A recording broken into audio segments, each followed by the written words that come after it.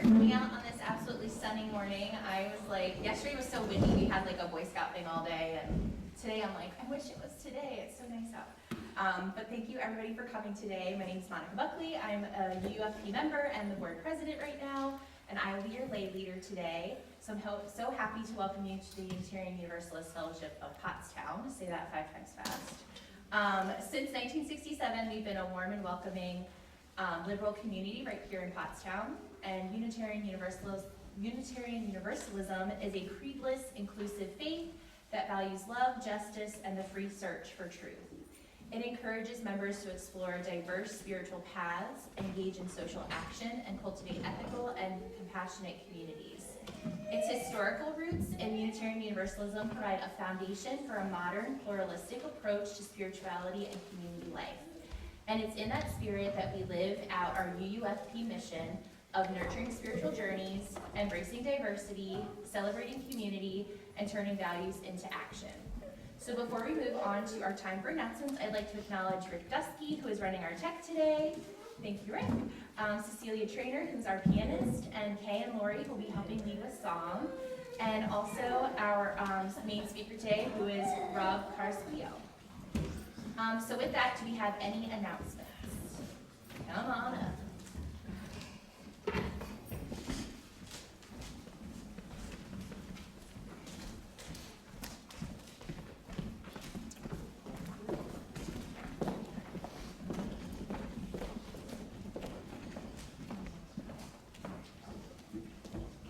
Good morning, everybody. My name is Clifford, and I'm going to be doing another cooking demonstration benefit for the church, and it's all going to be all on how to cook the perfect steak. So I'm going to do 3 different cuts and talk about each one. As always, there's teamed up with different wines to go with them, as well as a creamy potato gratin that goes with any steak anytime. It's here, June 20th at 10 a.m. for the bargain price of $35. Look at everything?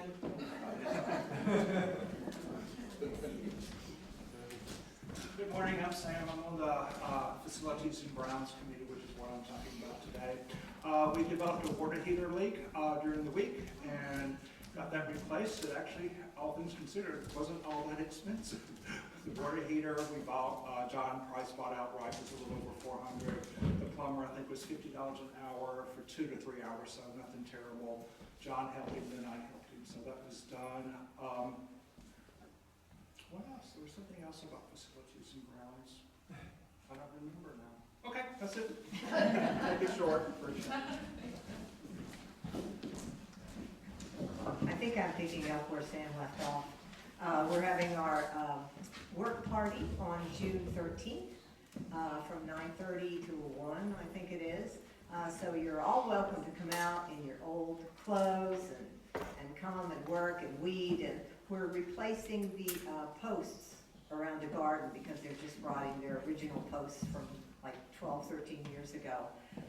So come on out, and we have, in the years past, we pretty much did it rain or shine. We'd be out there soaking wet. It takes a really good picture of a bunch of people that are soaked and look like drowned rats, but anyway, it shows how hard we work. So if you can come out on the 13th, it would be great. Just beautify the grounds. Good morning, everyone. What kind of Sunday would it be if I don't have any announcements, right? But yes, I'm Irene. I'm a board treasurer here, and I come here to ask for your generosity as our pledge drive is officially starting. Our pledge drive will complete on June 21st, following service directly. This year we're doing, I'm calling it Paving the Way to, as we know, a brighter future. And as many of you have seen, there's a lot of generously donated paving tiles right in front of the building. So anyone who updates their pledge card this year generously will receive at least 1 paving stone. You can decorate it, make it bright, make it beautiful, and then those stones then will be able to line the beautiful flower beds in front of the building. We're also looking to have a duck race for the kiddos following service again on June 21st. A lot of fun things. Hopefully you guys can all make it there. I do have pledge cards available in the office and in the coffee hall. Please get with me and let's start filling them out. As Sam has said, thank you Sam and John John, by the way, for replacing the water heater very efficiently. It was very, very much appreciated, but as a congregation currently, we have a lot of great projects coming on. Unfortunately, those projects are expensive. We are in the process of reviewing estimates for furnace and AC replacement.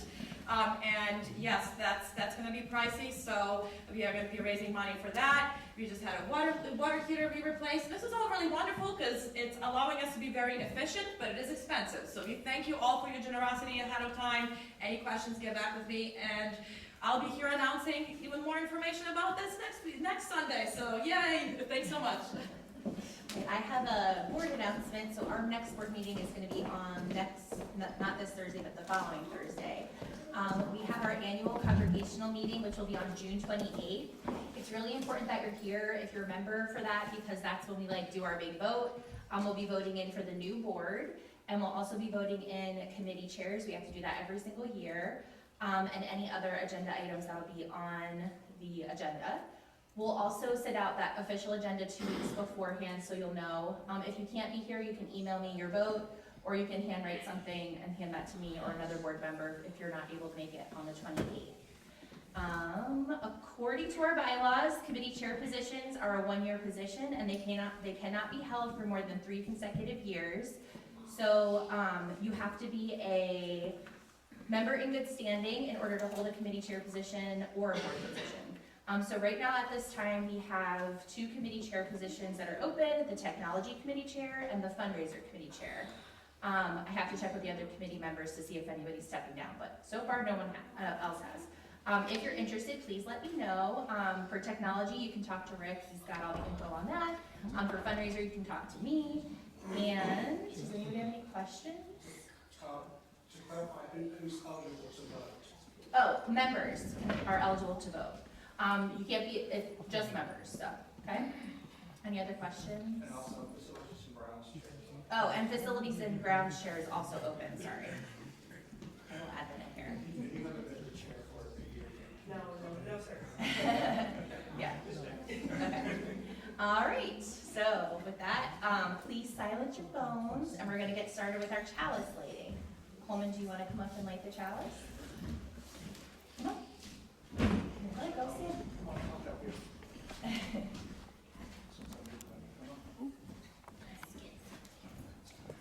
We light this chalice to create a space of safety and grace. Here we can lower our guards and open our hearts, knowing we are held in a community of love. In this warm light, may we find the courage to be our authentic selves and the shared strength to protect one another. Thank you. Our opening words today are by jazz legend Billie Holiday. She's one of my favorite singers. Billie was inspired to write God Bless the Child, a song that she wrote after she had a fight with her mom. She went to her mom she fell on hard times, went to her mom and asked for money, and her mom was just like, no, I'm not giving you money. But throughout her career, she had given her mom money many, many times. So as Billie was leaving the situation, she yelled, God bless the child that's got its own. So this song is about fierce independence, financial pragmatism, and the harsh realities of survival. It asserts that because human beings are ultimately unreliable and driven by self-interest, true security comes only from financial and emotional resilience. The song critiques both harsh capitalistic realities of America and human nature, and people who already have wealth and power get more, while those without are left with nothing, and society does very little to help them. So I'm just gonna read the lyrics. If you get a chance to listen to her at all, ever, it's so good, so. Okay, here's the lyrics to God Bless the Child. Then that's got shall have, them that's not shall lose. So the Bible said, and it's still in the news. Mama may have, Papa may have, but God bless the child that's got his own, that's got his own. Yes, the strong one gets more, while the weak ones fade. Empty pockets don't ever make the grade. Mama may have, Papa may have, but God bless the child that's got his own, that's got his own. Money, you've got lots of friends. They're crowding around your door. But when you're gone and spending ends, they don't come no more. Rich relations give, crusts of breads and such. You can help yourself, but don't take too much. Mama may have, Papa may have, but God bless the child that's got his own, that's got his own. Money, you've got lots of friends, they're crowding round your door, and when you're gone, the spending ends, they don't come no more. Rich relations give, crusts of bread and such. You can't help yourself, but don't take too much. Mama may you have, Papa may have, but God bless the child that's got his own, that's got his own. He's just don't worry about nothing, 'cause he's got his own. Yes, he's got his own.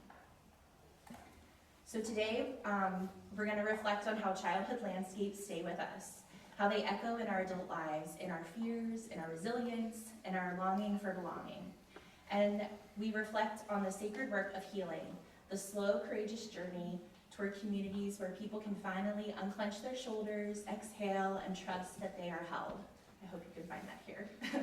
May this hour be such a place, and may it be a place where stories are honored, where wounds are acknowledged, and where the possibilities of wholeness feels just a little more real. So with that, we're gonna go to our first hymn. Come, come, whoever you are. I'm gonna ask Kay and Lori to come up. They're gonna lead us in a round today, so be brave, we can do it. So here's how it's gonna go. Cecilia's gonna play, I think we all know it, but let's get in the right key. So anyway, Cecilia's gonna play it through once, we're all gonna sing it once, and then Lori's gonna begin the round. So, just gonna do 1 to 3, we're gonna start on 3, and we'll sing it through 3 times. Okay, let's hit it.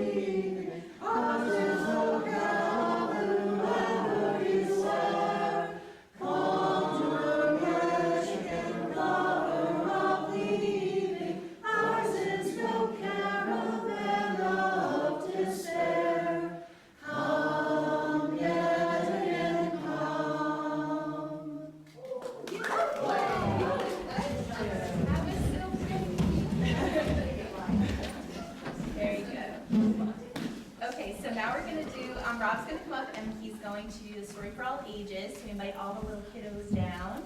We're going to be reading Where the Wild Things Are.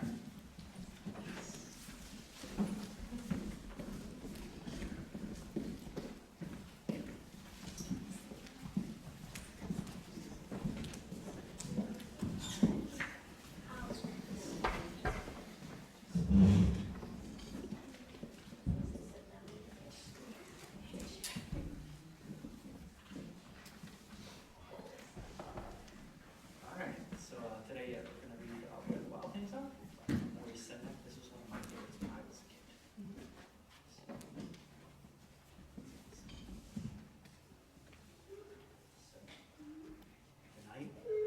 Max wars wolf suit and made mischief of one kind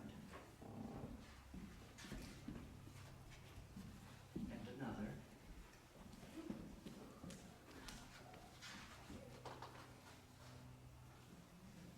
His mother called him Wild Thing. Max said, "I'll eat you up." So he was sent to bed without eating any.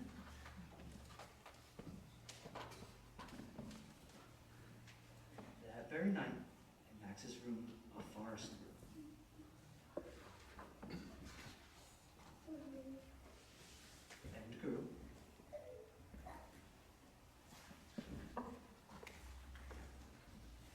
And grew until the ceiling hung with vines and the walls became emerald all around.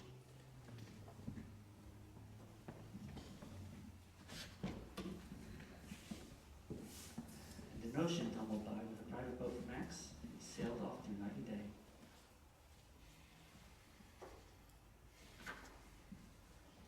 And in our weeks and almost over a year to where the wild things are.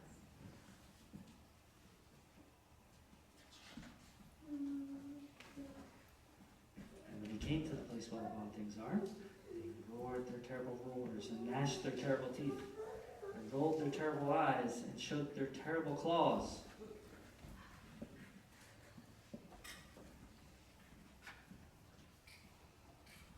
So Max said, "Be still," and tamed them with the magic trick, staring into all their yellow eyes without blinking once. And they were frightened. They called him the most wild thing of all.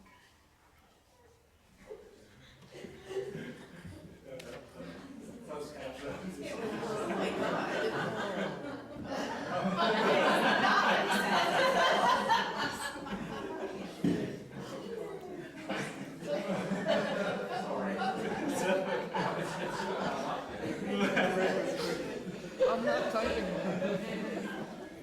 And they made him the king of all wild things. And now, cried Max, let the wild rumpus start.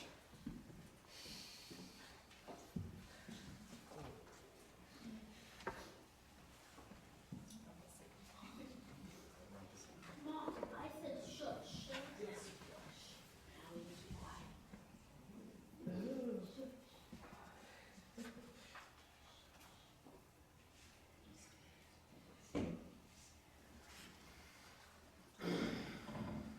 Now stop, Max said, and sent the wild things off to bed without their supper.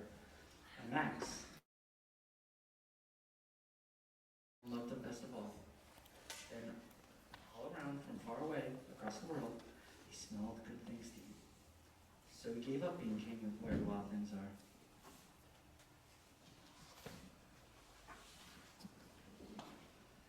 Wild things cried, "Oh, please don't go.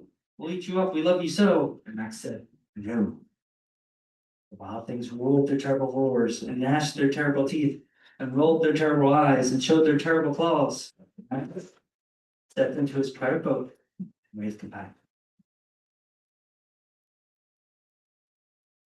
Sailed back over a year and in 9 weeks and they were dead.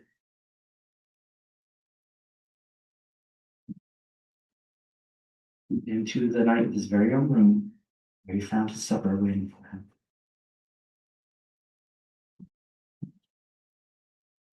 And it was still hot. Yeah. Right, I'm gonna take the kids out to their class. Right.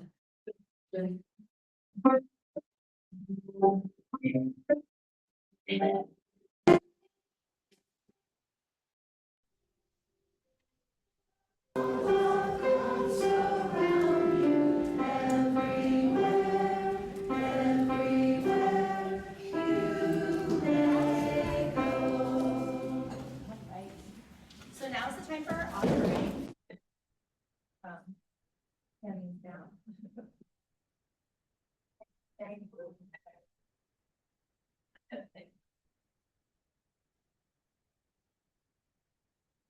Giving is not about duty, it is an invitation into the sacred work we share.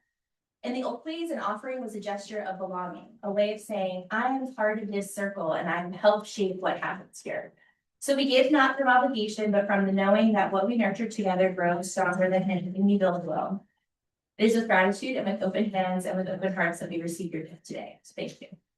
So with that, I'm going to have Rob come up and do his sermon called Sing.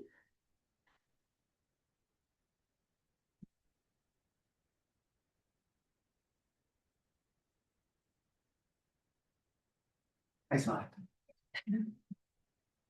All right. I want you to try to imagine the neighborhood you grow up in. If it's helpful, you can close your eyes. I want you to think about what you saw when you stepped outside. Maybe there was an old tree across the street that greeted your eyes once you walked out your front door. Maybe when you walk down the street, you can see a cat in the neighbor's window watching you pass by. Maybe there were kids playing together outside, riding bicycles. Sit with that for a moment. Does that feel comfortable? Does that feel safe? Now I'm gonna try to paint a different picture for you. A picture of me as a child, where I grew up. So this picture might make you feel a little uncomfortable.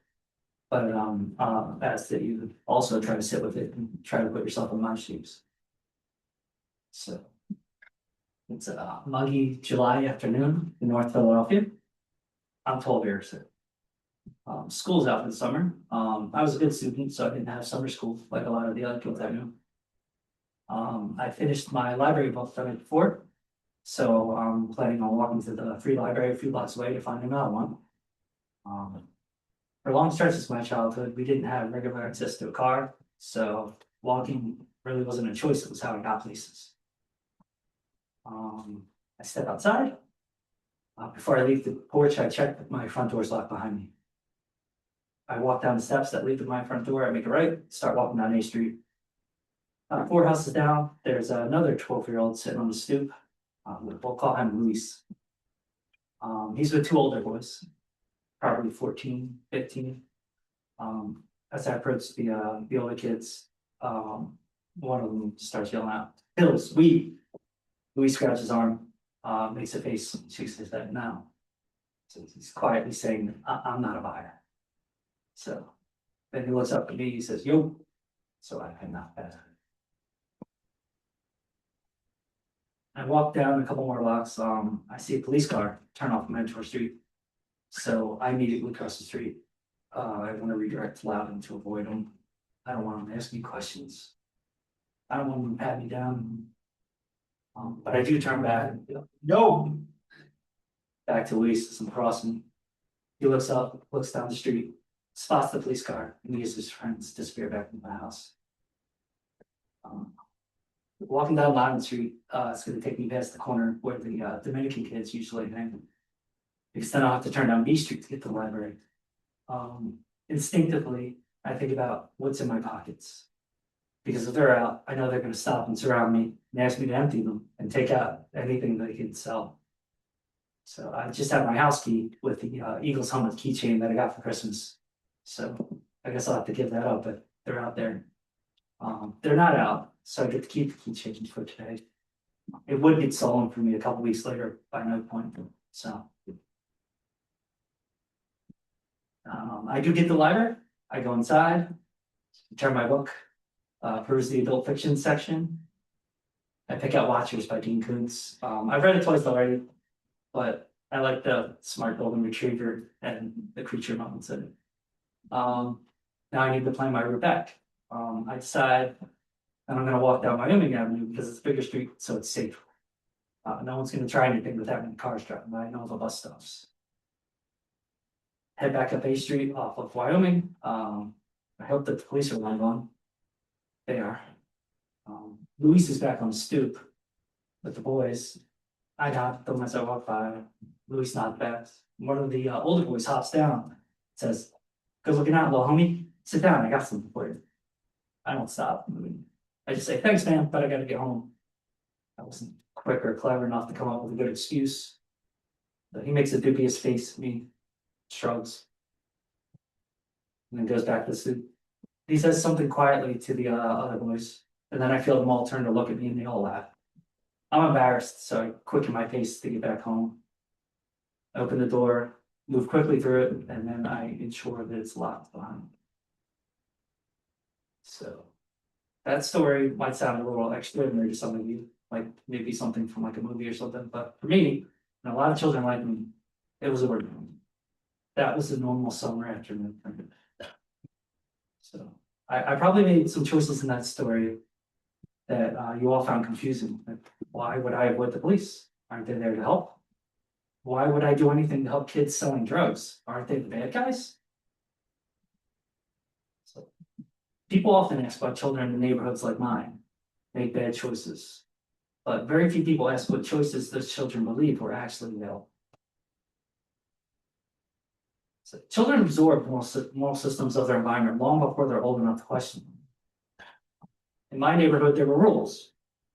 Daylight had rules, night had different rules. Most of them told you to stay inside. There were rules about respect, rules about survival, rules about who could be trusted, who could not. Rules you learned quickly if you wanted to stay safe.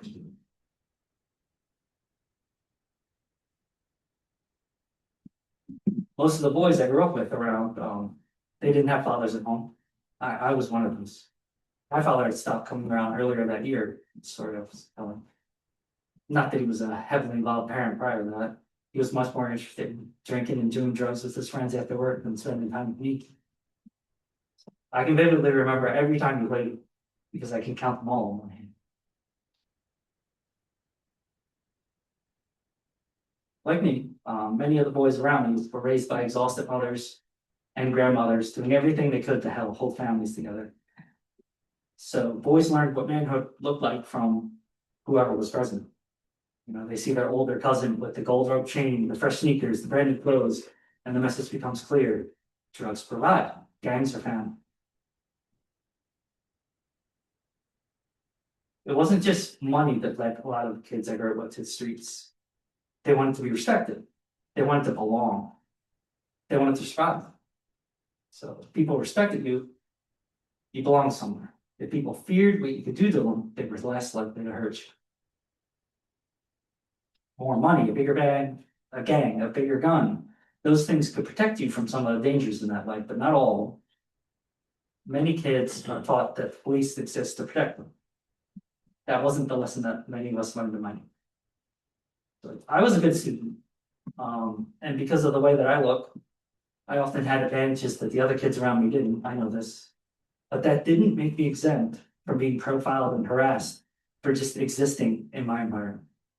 So the police weren't perceived as being there to protect and to serve us, but to harass and humiliate. If someone took something from me, the police weren't going to help me. I had a bike once, but a few kids jumped me and took it. Honestly, that's what usually happens when you got something nice where I was from. About a week after that happened, my mother was driving and saw my bike and the kids who took it. They were on a corner a few blocks away from my house. They were trying to sell it. So she drove home and immediately called the police to report it. They showed up to that corner hours later. By then, they were long gone, had sold the bike. No one ever came to our house to talk about it or even returned my mother's call. She had to find that out by calling back even more hours later. And these were the kind of experiences we all had right though. So many people learned you were better off taking care of yourself. So Ghetto Boys in their song Chico described the street mentality towards the police perfectly, and we put that for you. So we don't talk to police. We don't make a peace bond. We don't trust in the judicial system. We shoot guns. The police were never going to help me get my bike back, ever. But if I had walked a couple blocks over with a gun, I could have gotten it back myself. Maybe they would have messed with me more. And that's not the choice I made, but you can see how that's the easy way I could have gone. So what does growing up in all this do to someone emotional? I can tell you from my perspective that when you grow up believing that your safety depends entirely on yourself, trusting other people becomes very difficult. You're always suspicious of everyone's motives. You're being nice to me. What do you want from me? What do you want to take from me? you have difficulty relaxing, especially outside. Even now, when I'm walking down the street, I'm always aware of who is around me, how they're acting, and I definitely don't want to stop moving. You wind up with gaps in knowledge that many of you might take for granted. Like, what does being a good father mean? I didn't see or know any of those growing up. What does being a good husband mean? I didn't see any healthy relationships either. Where do I even start with shedding my guardedness, my fear, my anger, my shame? Where do I start with healing? I don't know the answers to many of those questions, and I didn't for a very long time. Some of them I still won't. I think many of us carry survival strategies from childhood into adulthood. Some of us learn to stay quiet. Some of us learn to please everyone. Some of us learn to hide emotions. Some of us learned to expect rejection before it arrived. We adapt to survive the worlds we inherit, right? I also think people are very rarely one thing. So why did I help Luis the drunk?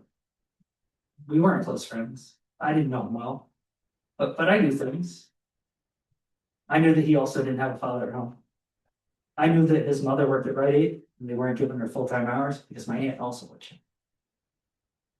I knew he had a little sister and his older brother was in jail. There weren't many ways I could help him with any of that, even if we worked closer. My family didn't have any extra food at my house. We didn't have any extra money. But the one thing I could do was keep him from getting arrested. And that also helped me, because then I knew I could walk by a stoop and that no one was going to try to rob me. I'm a work in progress. I'm both the person I am now, and I'm still the person that I am in these stories. So fatherhood is definitely something that's helped to reshape me. I want to be a present figure in my children's lives, though sometimes I struggle with what that means. But I know I don't want to leave them like my father left me. I want to be a kind, generous, and ethical person, but sometimes I slip back into survival mode and I don't even realize it. So one of the things that resonates so profoundly with me about this place, this fellowship, this community, is that it's the antithesis to where I grew up. So this fellowship is a place where people can be kind without conditions. A place where my children can come and make me feel safe, be part of a healthy community. I know that I'm often quiet here. I'll often sit back and let others talk, and I don't engage as much as others. But honestly, the way a lot of you talk is not a way that comes naturally. I have to remind myself that if you say something kind to me or do something for me, it's not transaction. That it's okay for me to leave my cell phone on the table, even if I walk away for a moment. No one here is going to try to take it. I don't want my children to grow up believing that kindness is a weakness, that fear, trust or safety, or that survival is the same thing as living. I want them to be happy, healthy, and safe. And for the children that are growing up in neighborhoods like the one that I grew up in, I hope that they can find a way to escape and to heal. I hope that they can finally feel safe. Thank you.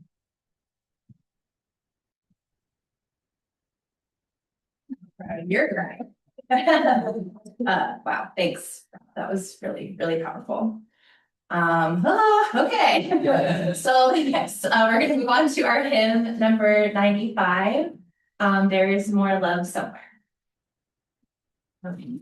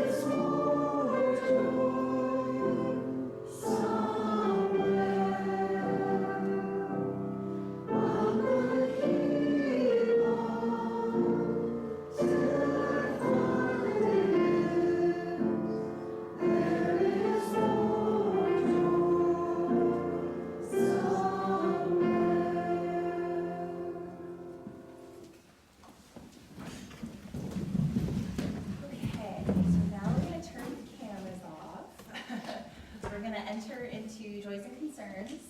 And this is a time for sharing from an excerpt from Kindness by Naomi Shihab Nye. Before you know kindness as the deepest thing inside, you must know sorrow as the other deepest thing. You must wake up with sorrow. You must speak to it till your voice catches the thread of all sorrows and you see the size of the cloth. Then it is only kindness that makes sense anymore. Only kindness that ties your shoes and sends you out into the day to mail letters and purchase bread. Only kindness that raises its head from the crowd of the world to say, it is I you have been looking for, and then goes with you everywhere, like a shadow or a friend. Thank you. All right. I don't know if you have a post lead. Yes. Yeah, okay, cool. And then join us for snacks.